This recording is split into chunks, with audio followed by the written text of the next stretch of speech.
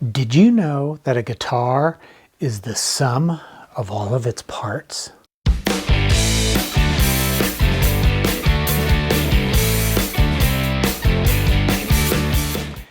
Hey guys, it's Chris at Highline Guitars. Welcome to my guitar building channel. In this video, I'm going to be covering part 3 of my 4-string bass guitar build. And in the last episode, part 2, I talked about how I prepped the wood for the body, the neck, and the fretboard blanks. So what I'm going to talk about in this episode is the components that I plan to install on this guitar, because as I've said in the past, I really think it's critically important, especially for newbies, to gather up all the components that you're going to use, all the materials, everything, before you start to actually cut, carve, route, drill, and sand all the wood for your guitar, because you want to have those parts in hand in order to measure certain dimensions so that you can finalize your design. There's nothing like building an entire guitar, getting all the way to the finish line, installing the bridge, and find out that the bridge has too wide of a string spread for the neck that you made. That can be a disaster. And there's other things that you can watch out for too, like the diameter of your tuner holes.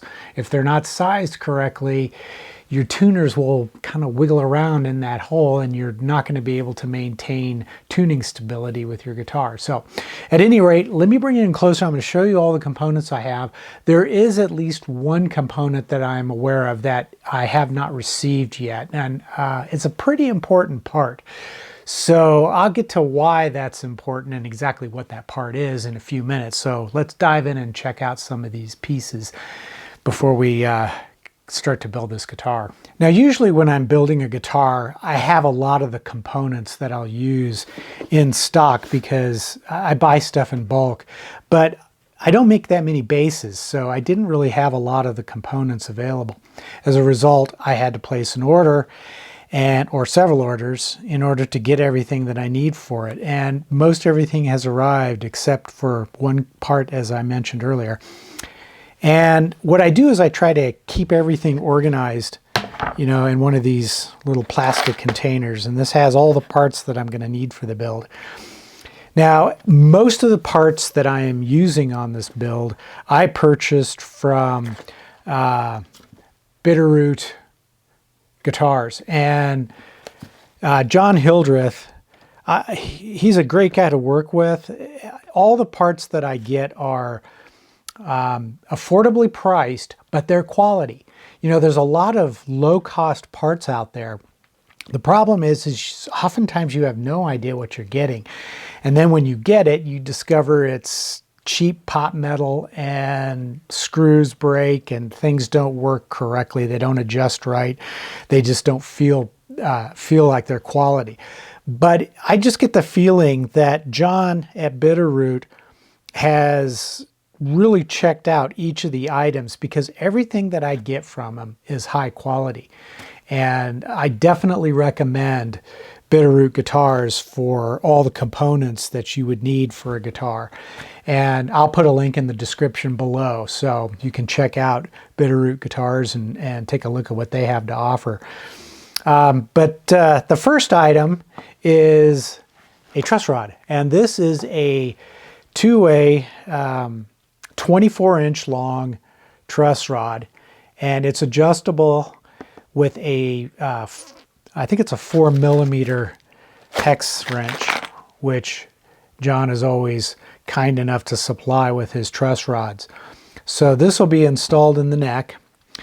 And for frets, I also ordered fret wire from Bitterroot. And this fret wire is, I believe it was a crown width of 0.106 inches and a crown height of 0.055 inches. And that was a specific dimension that I wanted for this guitar, and I couldn't really find it from anyone else except for Bitterroot.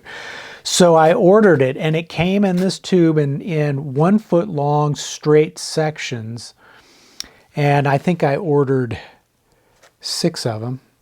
Yeah, 6 lengths, which is enough for the bass guitar. So what I'll do is I'll radius this to match the radius of my fretboard, which is going to be 7¼ inches. So let's see, next up we have a couple of potentiometers, and these are 250K potentiometers, and I'm not sure who makes these.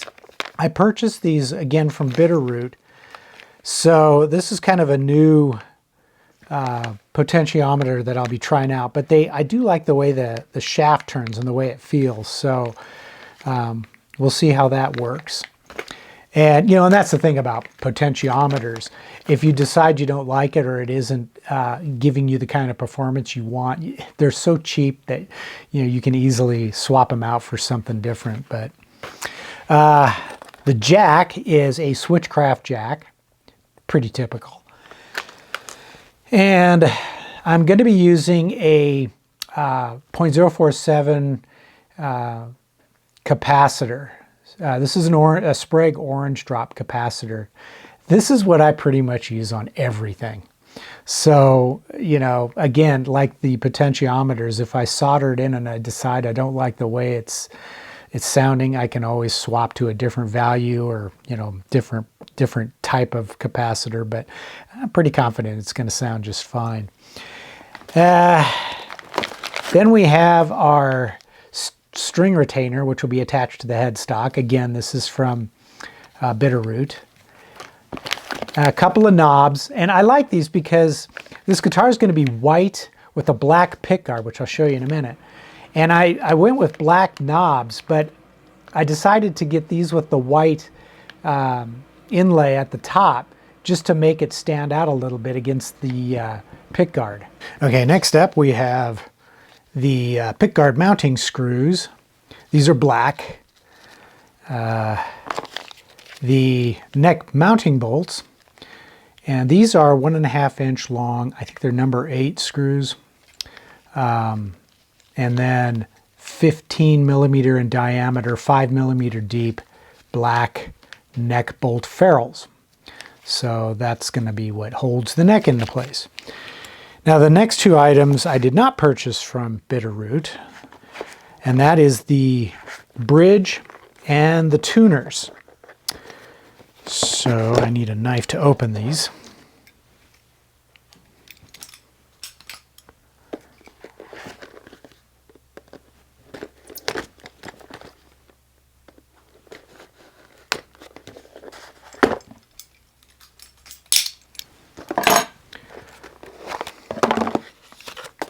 And this is the bridge that I'll be using.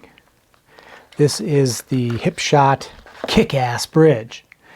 And I really like this bridge. I think the feature that I like the most is the fact that you can loosen a set screw and then slide these individual saddles side to side, port to starboard, starboard to port, and thereby adjusting your string spread. So the outer string spread can be adjusted anywhere from 2 1/16 of an inch to just under 2.5 inches. So that's a pretty wide range. And that's really nice to have on a bass, because if there's one thing that bass players are pretty particular about, it's their string gauges. And so a string gauge that works for one person doesn't necessarily work for another person.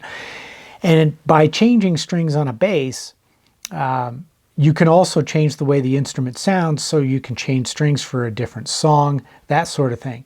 But it oftentimes means you have to slightly tweak that string spread when you change those strings. And this is a nice feature that will allow you to do it. It also, by adjusting the string spread, I can fine-tune the distance between the edge of the string and the edge of the fretboard, as well as the position of the string as it passes over the pickups. So this is a feature I wish that more regular 6-string guitar bridges had, but they don't. So this is going to be a cool bridge to use. The next item is the tuners, which are also from Hipshot.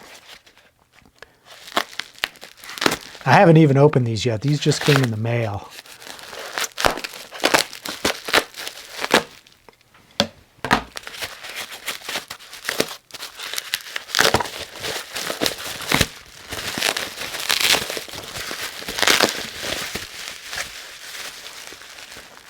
there they are. We have our 4 1/2-inch Y button tuners. Oh, these are nice. Nice matte black finish. I really like that. And then the hardware for installing it. So we have the bushings, the washers, and then those little tiny set screws, or screws that hold the tuner into position on the headstock. So, all right, and then the last item I have is my pickguard blank. And I'm going to be cutting this on my CNC machine. And I've already actually done a test on an old piece of fretboard material, or pickguard material. But this is what the pickguard looks like. It's a 3-ply, so it's black, white, black. And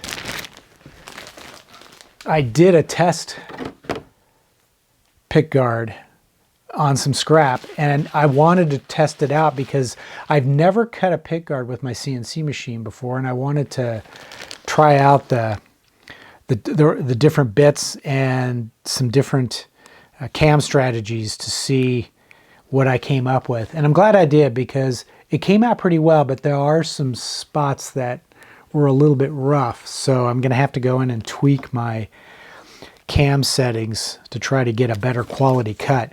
This was done using a 90-degree V-bit all the way around, which yields a 45-degree bevel. And I had to do that in combination with a straight bit to cut out some of these shapes here. And then I drilled holes and then used that 90-degree bit to cut a bevel around each of the holes so that the screw will sit flush with the top surface. So that's what the pickguard will look like. Now, as I've said before, I highly recommend that you order all the parts and materials before you start a build, before you start to cut, route, drill, sand, and do all that. And the reason for that is you need to take some measurements of your components in order to make sure that the plan that you're going to be working from is actually going to produce a functional guitar. Because if you get anything wrong, it can have a disastrous effect on the guitar. And I mentioned earlier how the bridge, in this example here, the bridge saddles can be adjusted, so there is some leeway. It's forgiving. However, there are a lot of bridges where you can't adjust the string spread, and you want to make sure that you know exactly what the distance is going to be between the center of your outside strings, so that you can plan for that relationship with the width and taper of your fretboard. And, just trying to go by what everyone else has been doing, the big guitar companies like Fender and Gibson and, Ibanez and everybody else, you could be setting yourself up for a disaster. And another thing that you can check is, like with your tuners, the diameter of the shaft that's going to extend up through the headstock. If you make the hole too big, you're going to have to fill and re-drill or make a new neck, because if the tuner fits loose in that hole, you're not going to be able to maintain tuning stability, and it can be a real nightmare. A good example is also the screws for attaching the neck to the body. If you're doing what they call a bolt-in neck, which is kind of silly because you're not really using a bolt, you're using a wood screw. Anyway, you want to make sure that the screw is the correct length. If it's too short, it's not going to be able to hold the neck securely enough. If it's too long, and I've known people who've done this, when you run that screw up through the body and through the neck, it could suddenly poke out the top of your fretboard. So you want to be able to measure those things and be absolutely sure. The ferrules that are going to be inserted into the body, these come in so many different dimensions.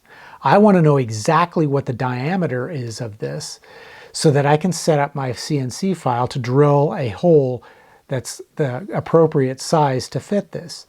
Now the cool thing about Bitterroot is they include dimensions for just about everything, and those dimensions seem to be pretty accurate.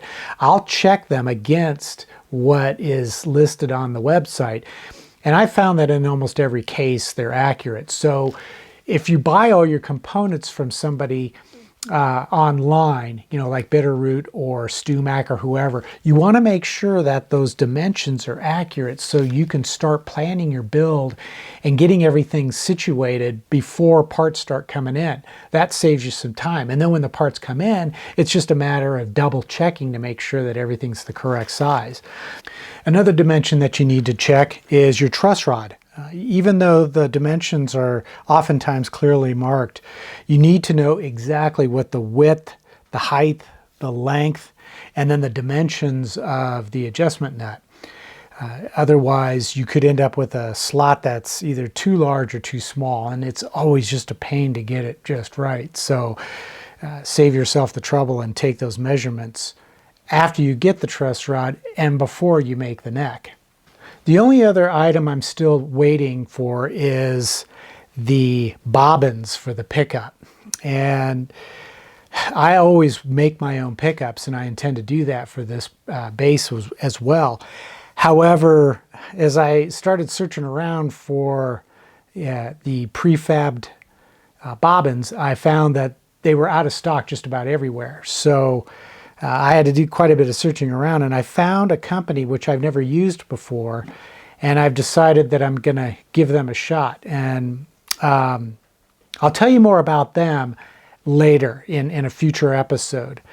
But the reason why I need to get the bobbins now is I need to measure the length, the width, and the pole spacing, because that's going to help me to precisely position those pickups on the body so that when the bridge and the neck are installed and the guitar is strung up, the strings will be in exactly the right position with respect to those poles. And you can't just take a generic dimension off the internet, because Google precision bass pickup dimensions, and for every 5 pickup dimensions schematics that you click on, you're going to find they're all different. They just aren't the same. So I want to be able to measure the actual bobbin before I start to do any cutting and carving. So hopefully those parts will get here fairly soon, because I'm ready to get going. And I'd like to get started before the next episode so that you can watch me as I'm assembling or routing and carving the guitar. So until the next episode, as always, you know, click like, click subscribe. If you have any comments or questions, post them down below. And if you'd like to show the channel's support, head over to eguitarplans.com. As I always say, purchase a plan for a guitar or one of the different kinds of tools that I use to build guitars. And if you don't build a plan, just know that your purchase is helping to support this channel. It's what I use to pay for the lights and the microphones and the editing software and all that good stuff. So, and you know, some of the parts that I use to build these guitars. And in the meantime, as always, take care, stay safe, and I'll see you soon.